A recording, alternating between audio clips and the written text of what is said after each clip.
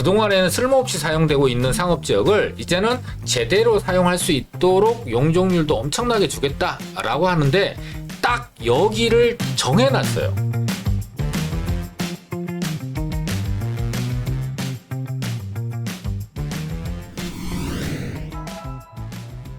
최근에 이 신축 아파트를 사는 방법, 상급지에 빌라를 가지고 아파트를 사는 게 가장 좋은데 이 찬물을 확 끼얹은 듯한 내용들이 좀 나온단 말이에요. 서울시에서. 서울시에서도 그렇고 뭐 유튜브에서도 어떤 일부 유튜버가 또 그렇고 또 우리 구독자분들도 또 많이 걱정을 한단 말이에요. 그래서 그 얘기를 듣고 그 얘기를 듣고서 아니 뭐 그 얘기 안 들어도 신문 뉴스만 보고 그러니까 이게 휴먼타운 뭐 휴먼타운 예전에 1.0이 있었잖아요. 그렇죠. 이번 또 휴먼타운 뭐 2.0이라고 발표해가지고 야 이걸로 지정이 되면은 개발도 안 되고 아무것도 못 하는 건가? 라고 해서 굉장히 우려하는 목소리가 굉장히 커가지고 이거 재개발 빌라를 통해서 아파트 상급지 아파트를 받게 되면 굉장히 재테크 효과가 좋은데 이런 걸로 잘못 지정되면은 나 바보 되는 거 아니야라고 해서 우려를 많이 한단 말이에요. 네네. 이 부분에 대해서 좀 얘기 좀 해주세요. 일단 휴먼타운이라는 거는 예전에 이전에 오세훈 시장이 시장일 때 1.0이라는 거를 발표를 했고요. 그다음에 이제 박원순 시장으로 바꾸고 이 휴먼 1.0이 도시재생 선도지역이라는 걸로 바뀌었다가 다시 오세훈 시장이 되면서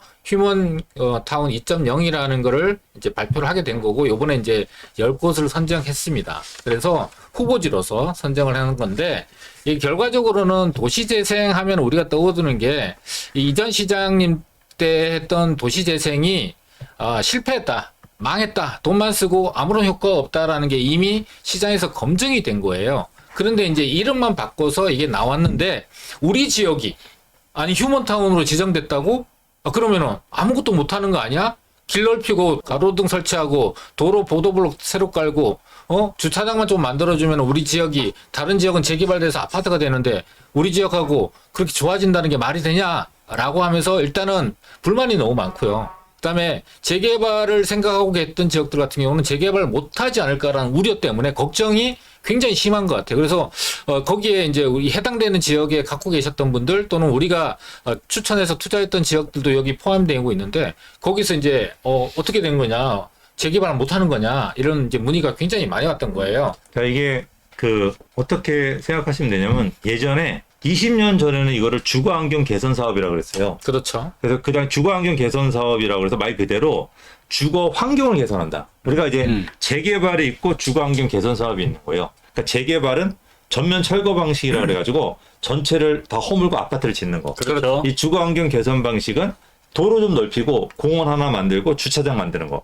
이게 이제 주거환경 개선 사업이어서 왜냐면 그 시절에는 재개발이 많지가 않았어요. 재건축이 잘 됐으니까 그때는 맞아요. 저층 아파트가 많았으니까 그래서 이제 나머지 지역 일부를 갖다가 주거환경 개선 사업지로 서울시에서 이제 했는데 이게 이제 재개발이 점점 많아지면서 없어졌잖아요. 없어지고 이제 휴먼타운 1.0이라고 그래서 몇 년이죠? 그 몇 년도였죠? 2010년도에. 10년도에 휴먼타운 1.0을 오세훈 서울시 그때 만든 거죠? 그렇죠. 그때 만들어서 이 주거환경 개선 사업지를 없애고 휴먼타운 1.0으로 했었는데 이게 또 다시 박원순 서울시장으로 가면서 또 이것도 또 다른 도시재생. 또 이름 바뀌었어요. 이렇게. 얘가 우리 어릴 때 그거 있잖아요. 그 이름은 하는데 별명은 세네 개.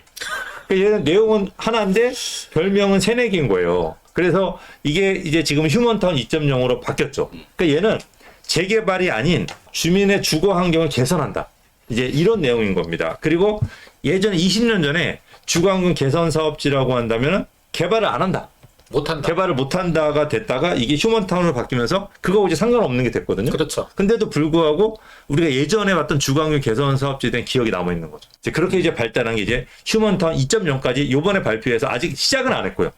시작은 안 했고 이제 내년에 용역을 발주해서 이제 뭐 한 2, 3년 있다 시작한다는 거죠. 네. 제가 너무 스포했나요? 네, 스포입니다. 어쨌든 그런 식의 이제 내용이 이제 지금 같다는 거죠. 저도 모르게 하다 보니까 흥분해서. 평상시에 스포하지 말라고 그렇게 돼 있대. 그러면서 이제 본인이 저도 모르게 스포하죠. 스포했네요. 얘기하다 보니까 그렇습니다. 네, 얘기하면 그렇습니다. 내용을 좀 간단하게 정리하고 이게 우려만큼 우려할 만한 것이냐 아니면은 빚 좋은 개살구냐 이런 것들 좀 봐야 되는데요. 일단은 대상지를 최근에 10월 7일 날 10곳을 선정을 했어요. 후보지. 대상 후보지로. 구역이 아닌 거죠. 휴먼타운 2.0이라는 거는 뭐냐? 사업지로 선정되면 어떻게 되느냐? 자, 신축을 할 때 이 신축은 노후되어 있는 단독주택 부시고 새로 짓거나 수리 리모델링 할 때 건축 기준을 완화해 준다. 두 번째로는 기반 시설 개선 등 최대 100억 원의 자금을 지원한다. 여기서 최대죠. 10억 원 할 수도 있고 50억 원 할 수도 하고. 세 번째로는 계획을 수립에 필요한 예산을 지원한다. 네 번째로는 원주민 건축 등 여러 할 때 금융 지원, 대출을 해준다.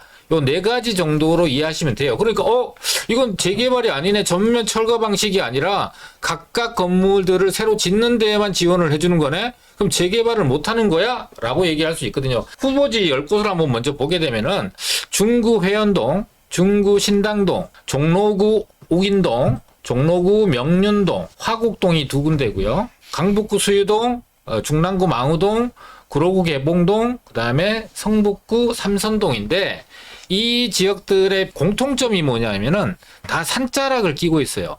예를 들면 회원동 같은 경우는 남산 끼고 있죠. 신당동도 남산 끼고 있죠. 옥인동도. 나머지도 보면 이 파란색이나 옅은 색으로 돼 있는 데가 전부 다 산입니다. 산을 끼고 있거나 개천을 끼고 있거나. 자, 이렇게 경사지에 노후도가 낮고 높이 제한이 있는 곳들은 재개발하기 어렵지 않느냐. 그러니까 우리가 서울시가 복지 차원에서 도로도 좀 정비해주고 여기에 노후주택가니까 주차시설도 부족하니까 주차시설 해줄게.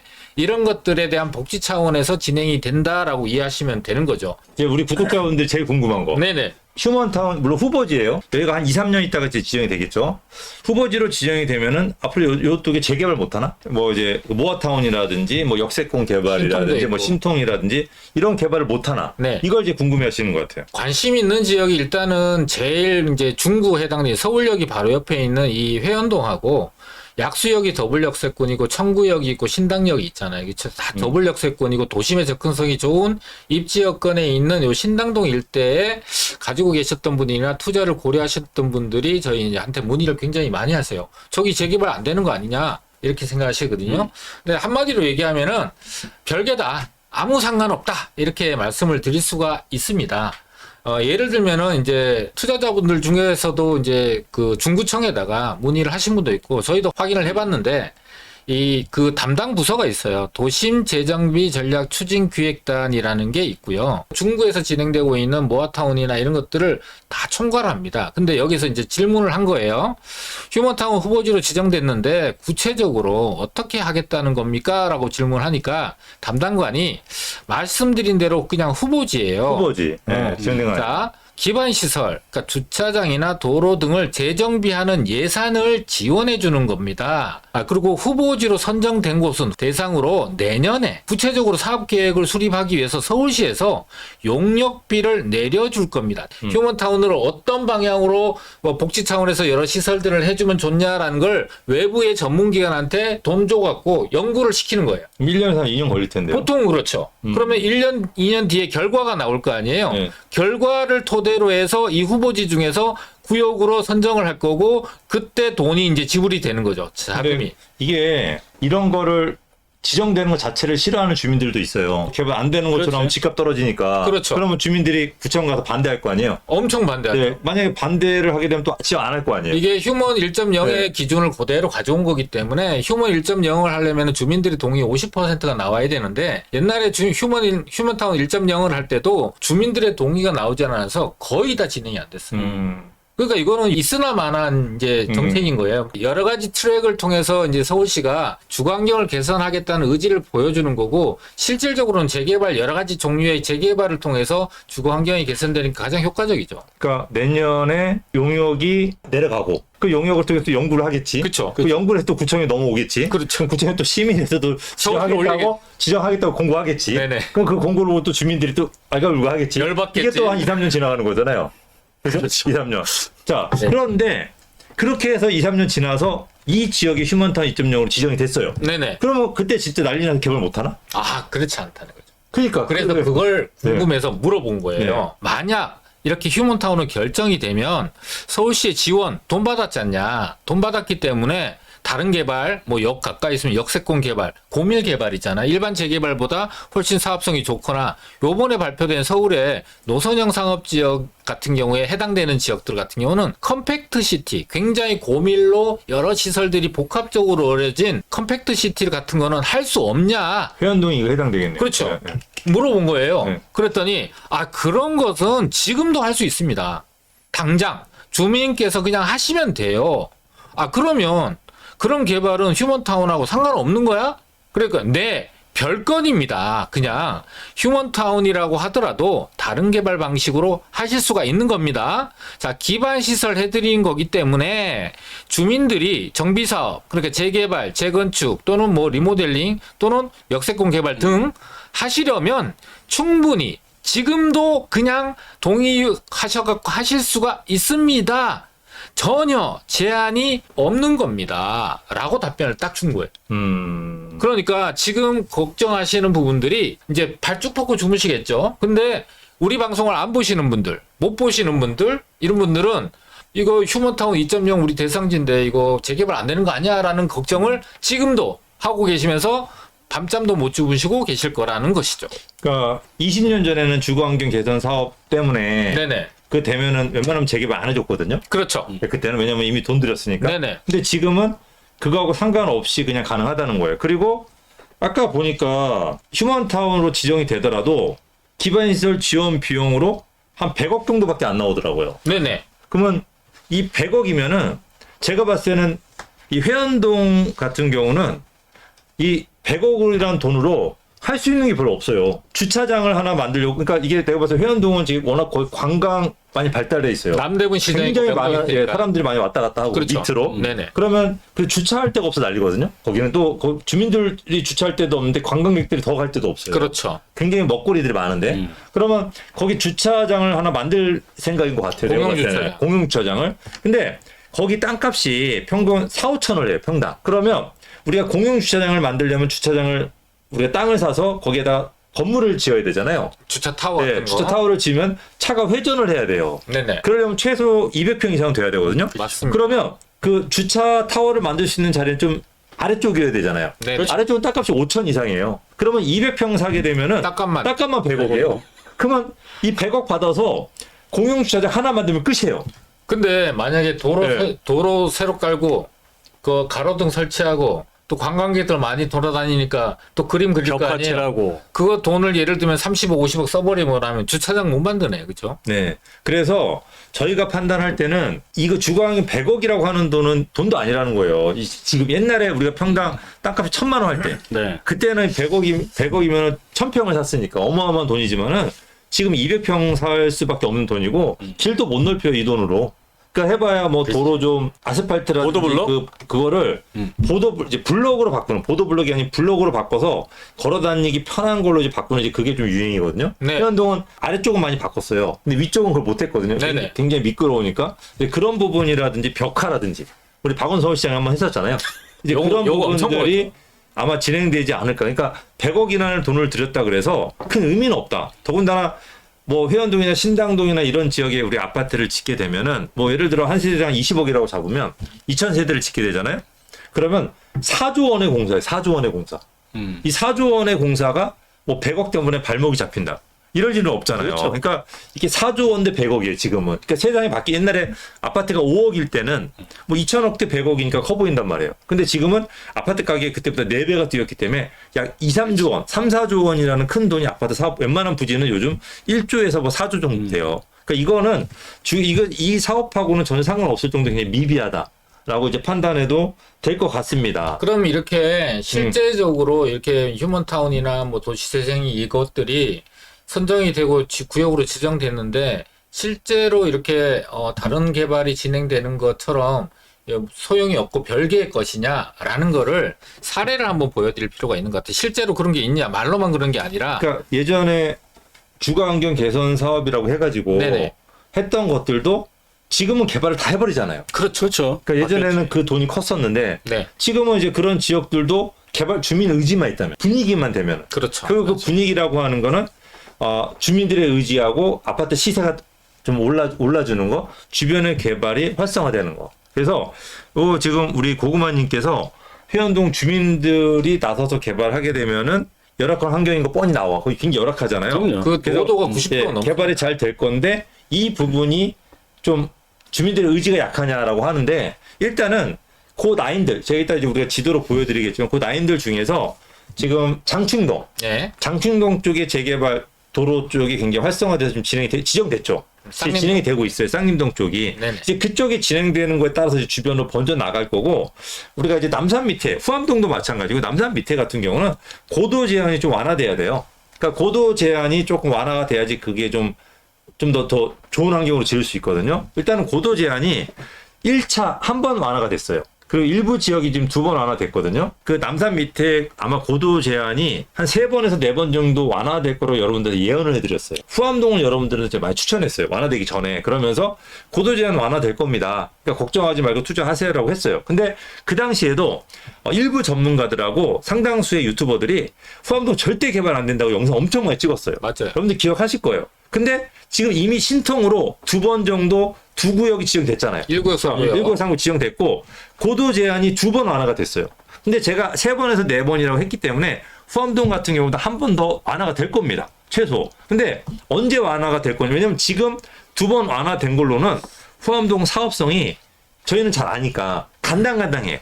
할 수 있을까 없을까? 그래서 여기는 아마 주민들이 사업성이 안 나와서 개발 못 하겠는데라고 계속 하잖아요. 한 번 더 완화시켜 줍니다. 그래서 더 완화가 저는 될 걸로 보고 있고 이게 회원동에도 영향을 미칩니다.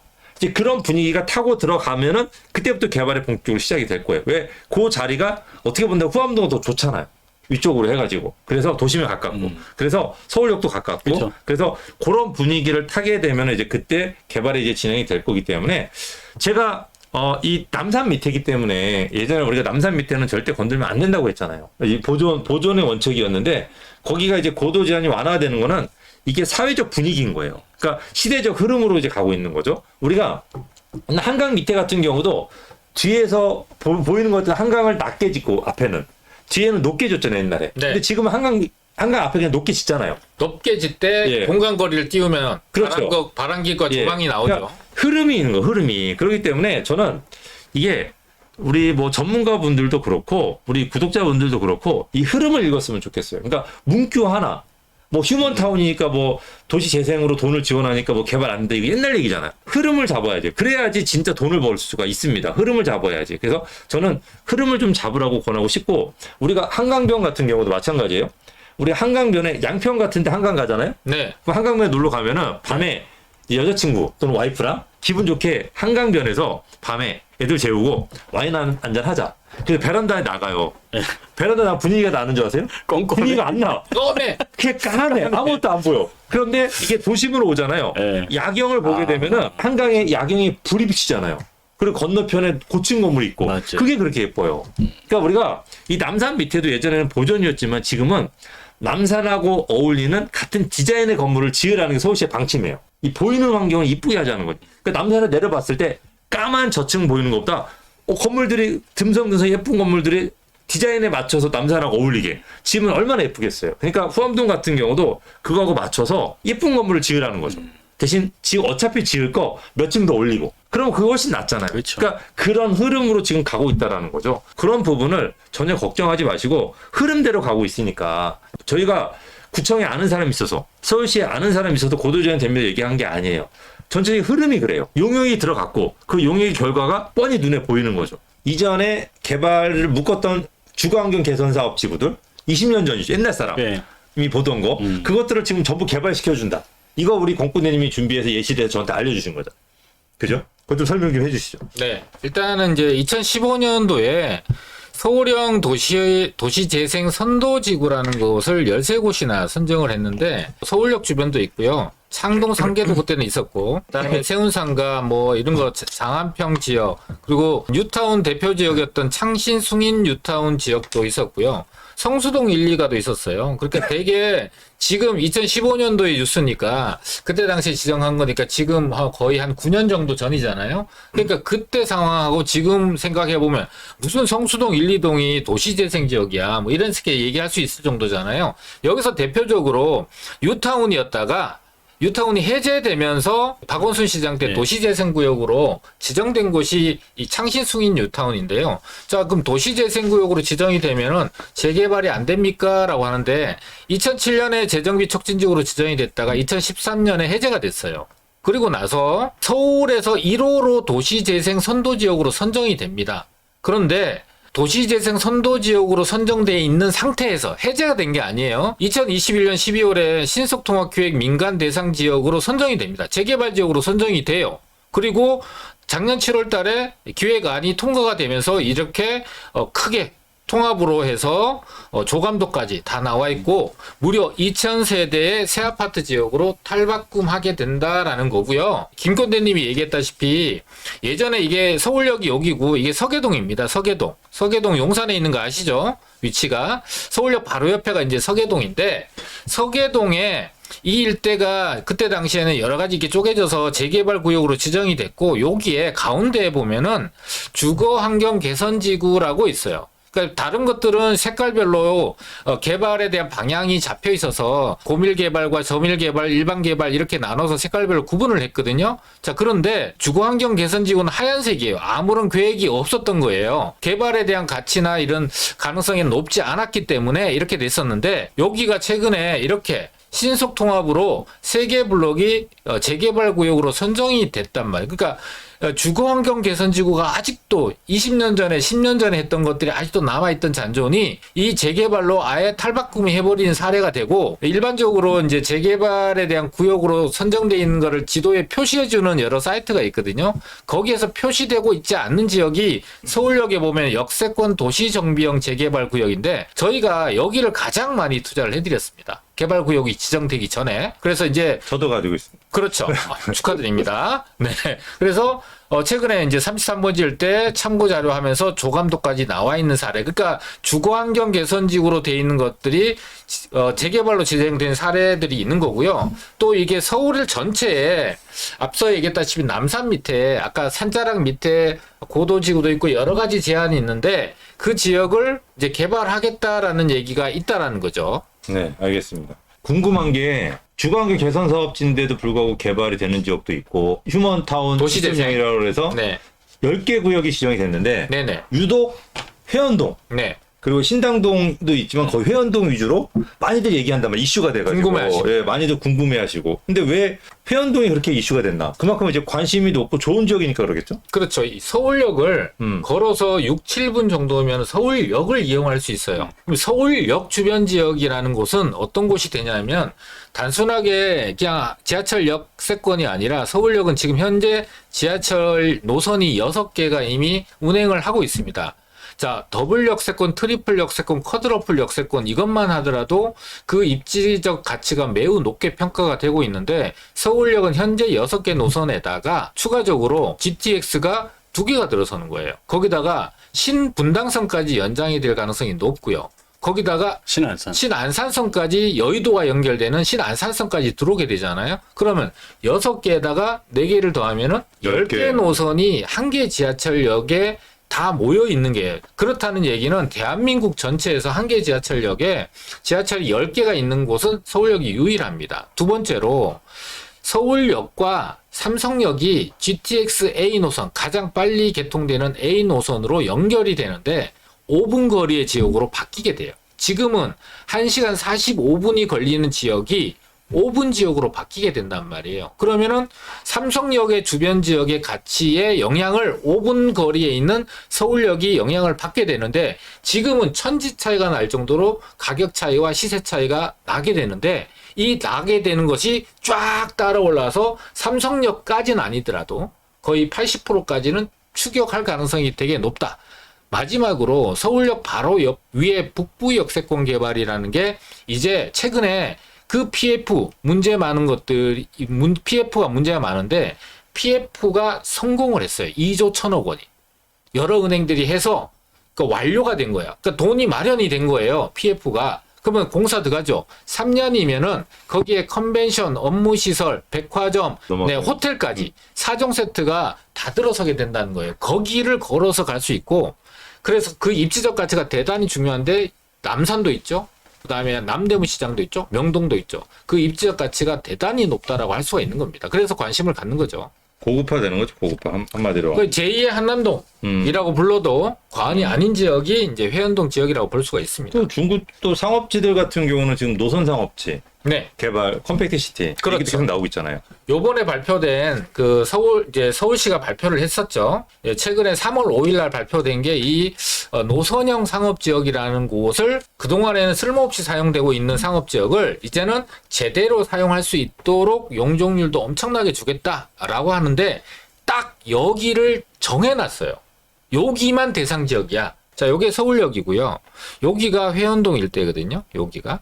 그리고 빨갛게 다시 파란색으로 여기가 회원동입니다. 여기가. 그래서 서울역이 바로 여기 있으니까 걸어서 갈 수 있는 거리인데 빨갛게 표시되어 있는 노선 여기서 회원역에서부터 여기 상업지역이 되어 있는 곳은 살짝 건너뛰고 신당역까지 이 노선상에 쭉 있는 지역을 노선형 상업지역으로 해서 얇게 되어 있는 상업지역을 굉장히 두껍게 상업지역으로 만들어주게 되면 원래 상업지역이 아니었던 곳이 상업지역이 되면서 용적률이 무려 800%를 활용할 수 있는 상황이 되니까 200% 지역이 800% 지역으로 바뀌게 되고 높은 용적률을 이용해서 개발을 한다면 거기에 엄청난 사업성이 담보가 될 수가 있겠죠. 우리가 좋아하는 이 청파동 원효로도 있네요. 자, 여기 청파동 원효로 일대 같은 경우는 노선형 상업지역에 해당이 되긴 하는데 여기는 이미 개발구역으로 지정이 됐고 여기 역세권 10푸트니까 500% 개발이 됐고요. 요거는 3080 개발구역이기 때문에 별도의 개발이 진행되기 때문에 자, 대상 지역이 됐다고 해서 모두 다가 적용되는 게 아니에요. 자, 대상 지역 중에서 그거에 요건이 해당되면 거기에 해주겠다는 얘기가 되는 거니까. 그런데 이렇게 개발구역으로 지정되지 않은 지역인 회원동이나 명동 일대나 필동이나 장충동 일대 같은 경우는 그걸 다 적용을 받을 수가 있으니까 오히려 개발구역으로 된 곳들보다는 안 된 곳의 기회가 남아있다라고 볼 수가 있는 거죠. 혹시 이제 흐름이 강남에 있던 흐름이 성수동에 있던 흐름이 용산에 있던 흐름이 좀 이제 중구 쪽으로 넘어가는 것 같아요. 그 흐름 전체가. 중구 쪽도 이제 문화재 때문에 개발 못하던 장충동도 지금 거의 다 풀어주고 있거든요. 그렇죠. 그러니까 지금 서울시의 전반적인 흐름이 예전에 장충동은 그래서 절대 개발 안 된다고 했어요. 그 투자자가 꺼리고 그래 땅값이 쌌었는데 최근에 장충동이 이제 그 문화재가 풀어지면서 땅값이 굉장히 많이 뛰었거든요. 이번에 뭐 이승기도 하나 샀다는 얘기가 있더라고요. 가수. 누나 내 여자니까. 네. 그러니까 굉장히 땅을 크게 샀다 그러더라고요. 그러니까 정부의 이제 이 큰 흐름, 중부의 큰 흐름을 좀 따라가야지 이거를 가지고 어떤 눈앞에 이렇게 밑에 보고 법규 하나하나 보고 그렇다고 한다면 이거 뭐 흐름 못 따라갑니다. 그러니까 남들이 그거 보고 있을 때 나는 흐름을 따라가서 앞에 먼저 선점을 하실 필요가 있다라는 거. 그래서 세미나, 저희가 이번 주 토요일 날 세미나 역시 마찬가지로 아마 오늘지는 내일은 마감될 겁니다. 그러니까 그 전에 오셔가지고 저희가 오늘 알려드린 정보 50%, 네. 나머지 50%의 정보를 채우셔가지고 완벽한 투자를 하는 투자자가 되면 좋겠습니다. 제가 다시 한번 말씀드리지만 지금은 우리가 작은 수익 말고 큰 수익을 볼 수가 있는 좀 상급지를 입성할 수 있는 투자하기 가장 좋은 적기다라는 생각이 들거든요. 이제 그런 투자를 할 수 있게끔 한번 적극적으로 나설 필요가 있는 시기다라고 보시면 될 것 같습니다.